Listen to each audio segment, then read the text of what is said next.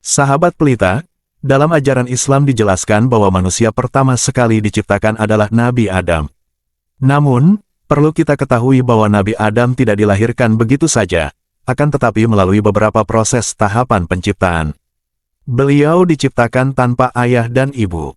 Beliau diciptakan dari tanah, diproses dari tanah liat, kemudian diproses lagi hingga tercipta menjadi manusia yang sempurna.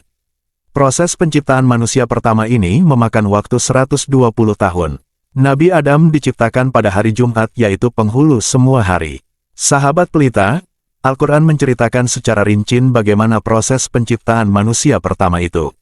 Nabi Adam diciptakan melalui 4 tahapan sebelum tahapan penghembusan ruh. Keempat tahapan tersebut adalah, yang pertama disebut fase turab, yaitu tanah yang belum bercampur air. Ada beberapa ayat Al-Quran yang menjelaskan tentang tahapan ini sebagaimana yang terdapat pada surah Al-Kahfi ayat 37, Al-Hajj ayat 5, Ar-Rum ayat 20, Ghafir ayat 67, dan Ali Imran ayat 59. Salah satu dari ayat-ayat tersebut adalah surah Ali Imran ayat 59. Sesungguhnya perumpamaan, penciptaan, Isa bagi Allah, seperti penciptaan Adam. Dia menciptakannya dari tanah, kemudian dia berkata kepadanya, jadilah, maka jadilah sesuatu itu. Dalam hadis yang diriwayatkan oleh Imam Abu Dawud dan At-Tirmidzi disebutkan proses menciptakan Nabi Adam diambil dari berbagai macam dan warna tanah yang terdapat pada seluruh lapisan tanah. Rasulullah bersabda, Allah menciptakan Adam dari segenggam tanah yang Allah ambil dari seluruh permukaan tanah, maka lahirlah anak Adam yang sesuai dengan asal tanahnya. Di antara mereka ada yang berkulit putih, merah, hitam dan perpaduan antara warna-warna tersebut. Di antara mereka ada yang bersifat lembut dan kasar, serta perpaduan antara keduanya, serta di antara mereka ada yang baik dan jahat.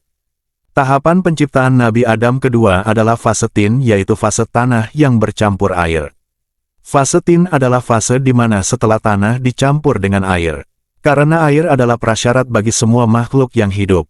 Tahapan kedua ini terdapat pada 8 tempat di 7 surah Al-Quran, yaitu surat Al-An'am ayat 2, Al-A'raf ayat 12, Al-Mu'minun ayat 12, As-Sajadah ayat 7, As-Safat ayat 11, Sad ayat 71 dan 76 dan Al-Isra ayat 61.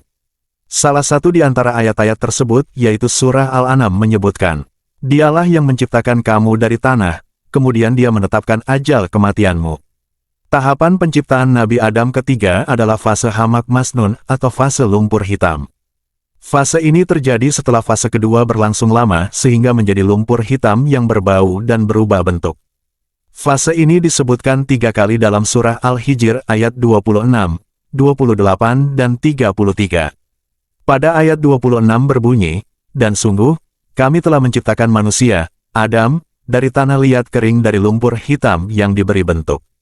Tahapan penciptaan Nabi Adam keempat adalah fase solsal kal-fakhor.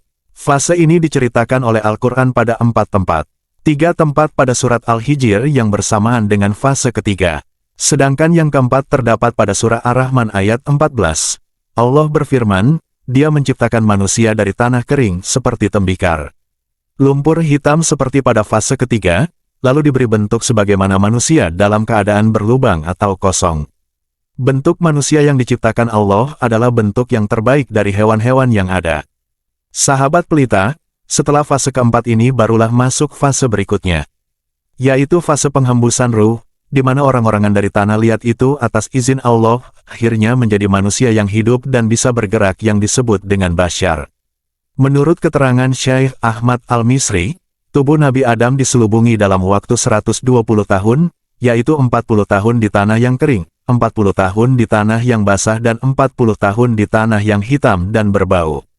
Dari situ, Allah mengubah tubuh Nabi Adam dengan rupa kemuliaan dan tertutuplah dari rupa hakikat.